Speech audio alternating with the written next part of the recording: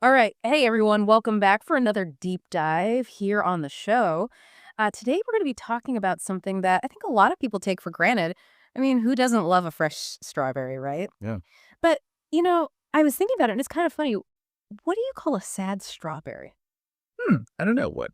A blueberry. Oh, I see what you did there. Very clever. I thought it was pretty good. So, But anyway, today we are going to be talking about the strawberry, and I am joined by my co host. hello everyone. Kimi here. Excited to dive into this.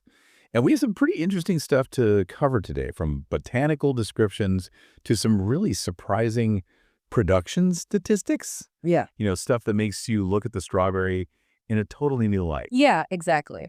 Our mission today is to uncover some of those really cool facts about strawberries, things that maybe you wouldn't expect. And we're going to do that by, going beyond just like the simple idea of it as a berry and looking at it from like all these different angles. So where do we even begin with this? Well, I think a good starting point would be to address the elephant in the room, or, well, the berry in the basket, so to speak. Despite its name, the strawberry, botanically speaking, isn't actually a true berry. Wait, really? I was just assumed, strawberry, berry, it's all the same. It's a common misconception. What we think of as the fruit, those yummy red things we eat, is technically an aggregate accessory fruit. This means those little specks on the outside, what we usually call the seeds. Those are actually individual fruits themselves, called achenes, each containing a single real seed. Wow, that's pretty mind-blowing. It's like a fruit within a fruit situation. So, okay, if it's not a real berry, what else is there to know about, like where it came from and all that? Well, prepare to be surprised, because the garden strawberry, the one we all know and love, the Fragaria X ananassa, has a very specific origin story. It was actually bred in, believe it or not, Brittany, France, in the 1750s. France? Really? Hmm. Oh, I wouldn't have guessed that. It's true. It was a result of a cross between two species of strawberries, Fragaria virginiana, which comes from eastern North America, and Fragaria chiloensis from, you guessed it, Chile.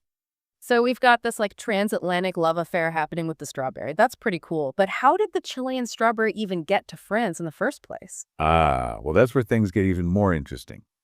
Back in 1714, a French explorer by the name of Amédée François Fraisier brought back specimens of F. chiloensis from Chile to Europe. He probably had no idea that this would eventually lead to the creation of the modern garden strawberry. Talk about a legacy. So this hybrid strawberry, the Fragaria X ananassa, has basically taken over the world, right? Like, is that why we don't see other types of strawberries as much? Exactly. It's become the dominant variety grown commercially. It has largely replaced the woodland strawberry, Fragaria vesca, which was more common before.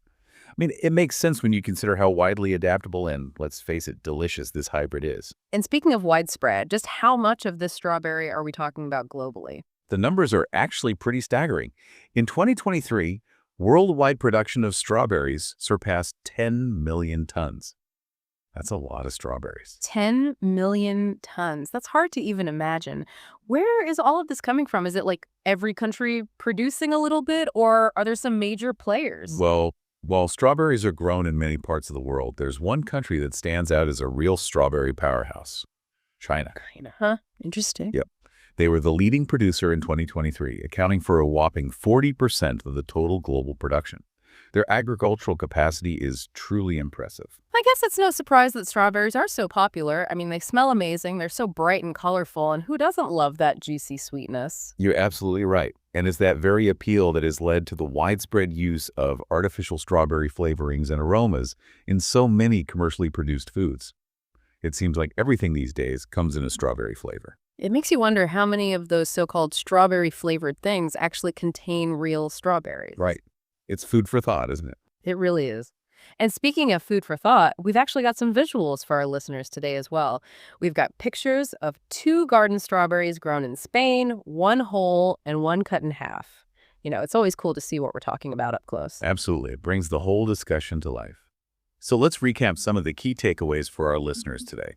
Firstly, we learned that, despite the name, strawberries aren't technically berries at all. Secondly, the garden strawberry we all know and love is a hybrid with a fascinating history connecting France, North America, and Chile. And finally, the scale of global strawberry production is immense, with China playing a dominant role. It's amazing how something so seemingly simple and familiar can have such a complex story behind it.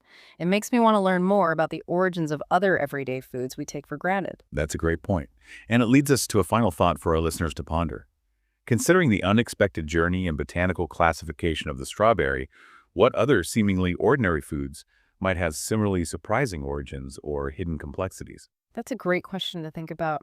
Well, thank you all for joining us on this deep dive into the world of strawberries. Until next time, keep exploring and questioning the details around you. You never know what you might discover.